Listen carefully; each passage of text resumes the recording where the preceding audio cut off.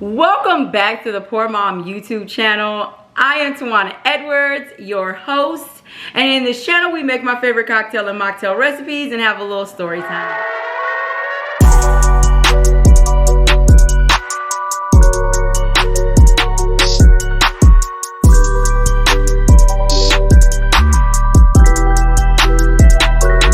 Alright you guys, so today we're going to keep in the spirit of Valentine's Day. You know, I think it's like a week away. I've already shared with you guys that I've never had a good Valentine's Day. The best I've ever received is a sweater.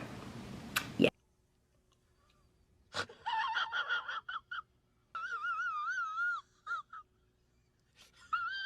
Sweater.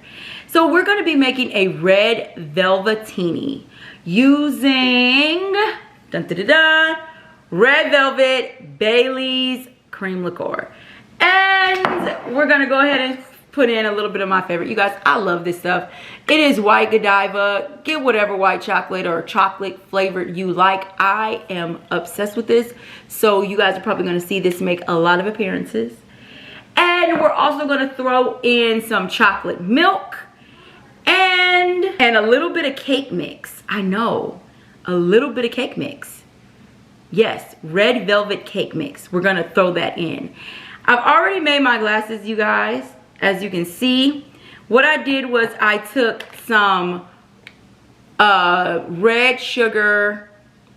You could even get the kind that they sell at the grocery store that you sprinkle on cupcakes and other treats like that. And I took 1 cup of the white chocolate chips and about a teaspoon of coconut oil, solid, and dumped it in there. 30 seconds in the microwave, 30-second intervals until it melts down.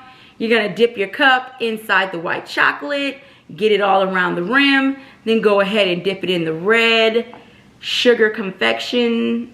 I don't really know what this stuff is called, but we'll go with sugar confection. It sounds right.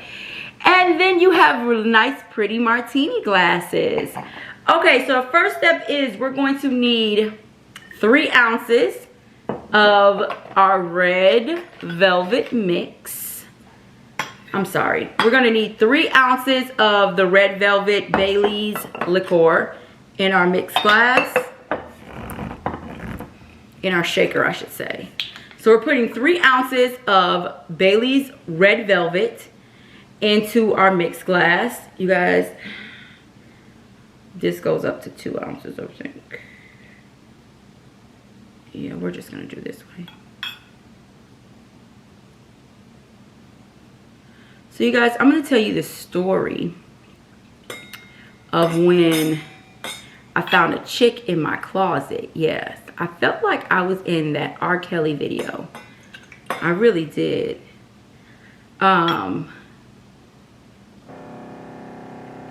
As soon as I get finished with this, so that is 3.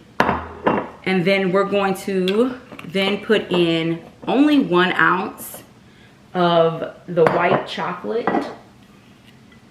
Godiva. You guys use whatever white chocolate you have. Obviously, I'm in love with this, so I use it quite often in a lot of my drinks. Should have been prepared. Usually, I have my drink lids already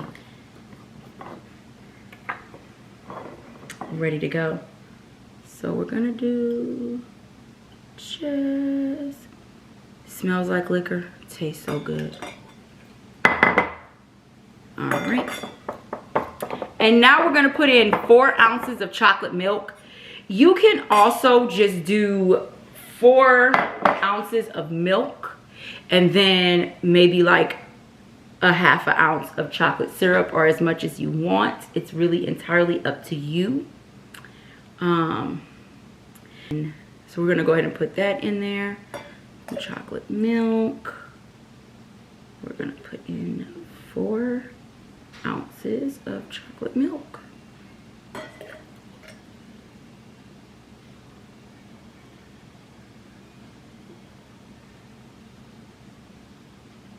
All right. We've got our 4 ounces of chocolate milk. And now you guys are gonna need 2 tablespoons of red velvet cake mix. Or you can even use like a strawberry mix or whatever cake mix you can find. Sometimes red velvet can be hard to find. You're gonna then throw in about, you can add, if you want to make it really red, food coloring, some red food coloring. I'm not gonna do that. Then you're gonna want to add in some ice. I always say about a cup of ice, or however it takes to fill up your shaker if you have one. All right, and then you just want to go ahead and shake this up. Make sure you shake it good, you guys. You want to do this because it's got that cake mix in there.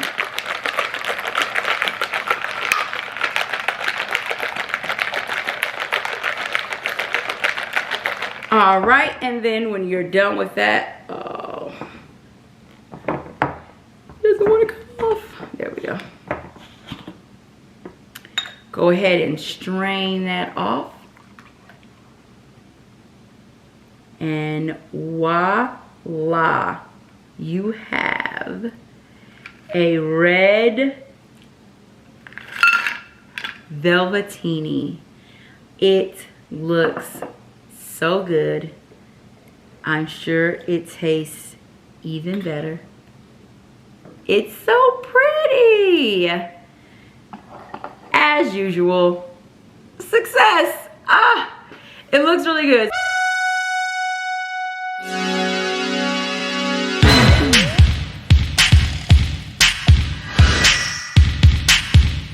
So, I know you guys were probably nervous about the cake mix. I totally understand. But it's so good.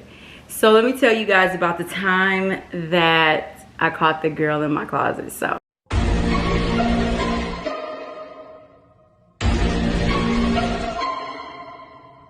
I just tell too much of my business, y'all, but that's okay. It's okay. I don't even care. It's my life. So I was at work or whatever, and I didn't, you know how like you have a gnawing feel, like you know something is going to go, like something is wrong. Your anxiety goes up.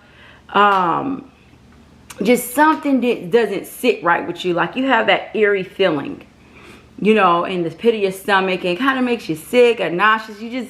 You can't focus and things like that. So I had this feeling that something wasn't right, and I just was like, okay, I'm gonna go home sick. Something is just not sitting right with me. I'm gonna go home. Like I can't, you know, I can't be here today. And I leave. At this point, I was with my ex, and this is so good. Okay, I'm sorry. So I go home and I come in the house, and this time we live in an apartment, and it was the 3rd floor. Okay, so I climb the stairs, I walk into the door, and as soon as you come into the apartment, you're met by the living room, and there's this backpack on the couch, and I'm like, it's not my backpack. I know it's not my kids' backpacks because I bought their backpack, so I know what they look like. It's not his backpack because it's girly, and I don't think he would buy a girly backpack. So I'm like, what in the heck is going on? So I'm like, all right, let me do some investigation. What's going on? So I'm calling out to him, and I'm like, hey, let's just call him Joe. Joe, where you at, Joe? Like, what's going on? So I get to our bedroom, and my youngest was a baby at the time, and so he's asleep with my youngest, you know, sleep. So I'm like in his arms cradled, sleep. So I'm like, no, God! No, God, please, no! No! No! No! okay. So I started to look around. I'm like, okay, not in the kitchen, not in the kids' rooms, not in the bathrooms. I, at the time, like, had a bathroom to myself, you know, our master bathroom, then you had the guest bathroom, then the kids had their rooms. Nobody. I'm checking closets, under beds, I'm checking in pantry doors, you know, the hall closet, everything that we have. So I walk into the bedroom again and I'm like, did somebody leave their backpack? Like, what's going on? Like, is this a friend that left the backpack? Like, I don't understand. So I'm like, okay. I wake them up because something ain't sitting right with me. I'm like, nah, no, something ain't right, So I go into my closet and I'm like, it's the only room, the only space I didn't check. And out pops this girl.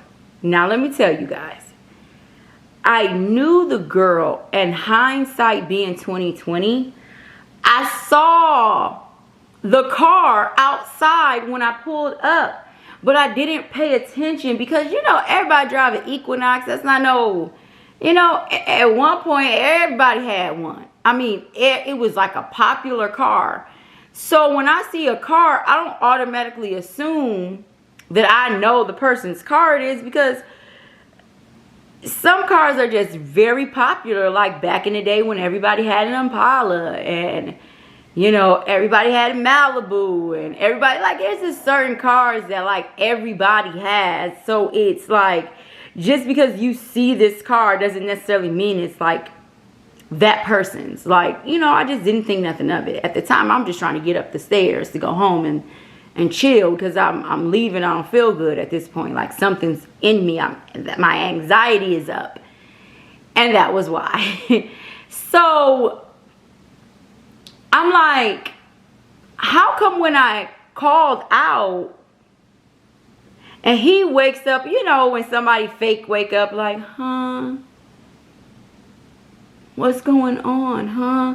And I'm like, nobody got into our home that was not let in. Like, you had to have opened up the door. So acting like this person just miraculously got inside the house is not going to work for me. What even more irritated me is, why are you cuddled up in the bed with our child? What was going on? Like, she hit the closet probably because she was not wearing clothing and she needed a place to get dressed real quick. Because when I tell you I stormed through that place quick, like I was in every room, zoom, zoom, zoom, zoom, zoom, real quick, like I was investigating, looking at things. I was quick with it because I didn't want to give anybody opportunity to dip, you know, or move some way. Like, I was moving fast. Like, okay, I'm just checking my P's and Q's real quick because I don't want you to think you about to pull the wool over my eyes.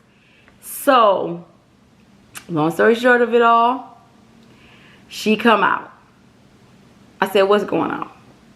Like, what? Just let me know. Listen, no hard feelings. I'm not one of those women that I'm about to attack the girl unless she gets slick with me. Now, if you get slick with me, you get what you get. That's how I feel. So, what's going on? Just let me know. Because I have no problem leaving. And y'all can have this. And your girl gonna have a place today. So, let me know. Because I ain't gotta stay. You want him, you can have him. Because this is his MO. I don't want it no more. So, she was like, she didn't say anything. Nothing. Just walked around my house gathering her Crocs and her backpack and whatever else stuff that I didn't pay attention to that she threw on my couch, and walked out like she owed me nothing. I'm like, excuse me, I asked you a question. What's going on here? And she just turned around and said, ask him. I was like, girl, that's 3 flights of stairs right there. That's going to be a long tumble down. I was looking at her. I was looking at the stairs. I looked at my foot. I was like, don't kick her. Just don't kick the girl down the stairs. But it was going to be a long tumble down. Because I was going to make sure that she would have like, bloop, bloop, bloop, bloop, bloop, bloop, bloop, all the way down the stairs. Like, in my head, that's what I first saw. I saw it happening. Like, I saw me just taking my foot and like, boom, as hard as I could. And just watching her tumble. But I didn't do that. No, I didn't. I said, because in that little second between the decision to say, kick her, just kick her, and don't, I chose to don't. I did. I made the right decision because it really was a question that I should have been asking him. She was right.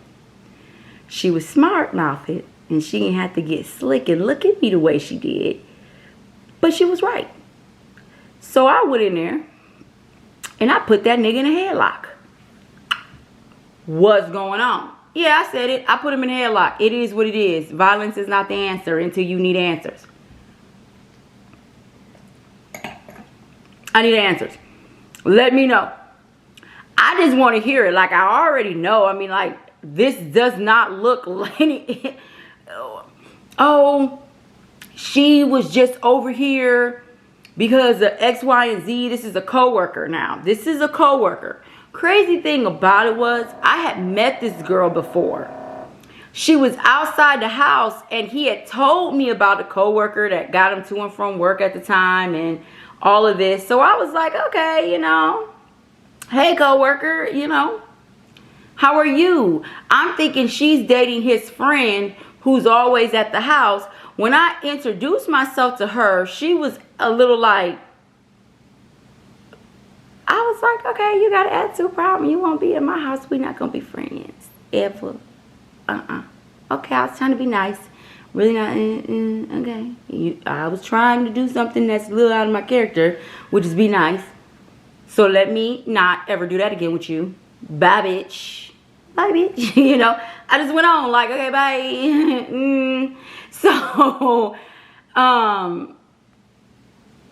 when she was in there, I was like, oh, okay, yeah, that's why you were acting that way. Because he probably told you that we just stayed together. Like, the lies he told and the lies you believed. But that's okay. Because I'm the problem. Sometimes you have to recognize when you're the problem. And you remove yourself from the situation. And you're no longer the problem. And then that person won't become one of yours. So after I got him out the headlock and he was trying to make the excuse that she was just over there and that he was asleep and she left something or she came to come and get something, and when she saw me or heard me come through the door, because when I came through the door was locked. I unlocked the door. Okay. So you were comfortable and you were not there for a minute because you locked the door. And dude is sleep, okay? Sleep. So I'm like, and when she heard you, she got scared and ran into the closet. If you're not doing something, somebody walk in the house, first thing I would say is, hey, how you doing? To let you know I'm not a threat. If you running for a reason. If you hiding from something. I mean, I wasn't going to put her in the headlock. I mean, I did think about kicking her down the stairs. But that's because she got slick. But I wasn't going to put her in the headlock. I put him in the headlock. Like, tell me. Needless to say, I moved out, like, the next day. I sure did. I'll be damned. When you violate my home, have it. Have it. You violated my home. You violated my bed. I don't want any of that stuff anymore. Have it. It's yours now. and I'm out. And I moved out. And that was the time I found a girl in my closet. Like, yeah. She was in there. And I'm like, who does that? Like, I would not have done that. Like, you're not going to get me. Unbeknownst to me, I'm a side chick. I'm not hiding. Unless, you know, he indicates how crazy you are and you got a gun. Then I'ma hide. Like, if you got a gun, I'ma hide. I ain't gonna lie. I ain't trying to die now. I ain't trying to die. But other than that, I'm be like, I didn't know. I had no clue about you. I'm about. It's up to y'all to figure this out. Deuces. I'm gonna go ahead and go home though, because I got things that I need to go live for. So I'm gonna go ahead and go home. But y'all figure that out amongst you. You ain't got to worry about me calling, texting, nothing. I'm gonna block him as soon as I walk out the door. That's you. That's all you. I don't want it, baby girl. I don't want it at all. Nope. No, thank you. So yeah, so that was the time I've had some crazy stories, man. Like, literally, there's so many things in my life that's like, it's a movie, it's a it's a song on the radio that turns into a video, and it's like, it becomes my life. Yeah. Needless to say, I saw her again when I came and picked my kids up from his house, his new apartment that I had left him with. And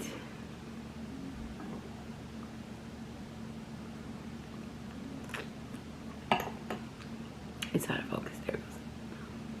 And she was in the kitchen, and she looked at me, and in that moment, the way she looked at me was like, nah, nah, nah, nah. And I was like, damn. Damn. Damn. I should have pushed your fat ass down the stairs. Alright guys, so this has been fun. Embarrassing, of course. I always tell the embarrassing moments, like, it is what it is. Hope you guys enjoyed this video. Make sure to give this video a big thumbs up, hit that like button, and go ahead and subscribe so you guys can get more embarrassing stories about my life. And you guys will never miss another video. Go ahead and hit that notification bell. Become a part of the Poor Mom Squad team, whatever you want to call it. My Betties, as in, you know, Betty Ford. If you guys make this drink, make sure you guys comment down below. Tell me what you think. If you guys have any liquor that you want me to turn into a drink, comment down below. I'll be more than happy to do that. And I'll see you guys next time. Bye, y'all.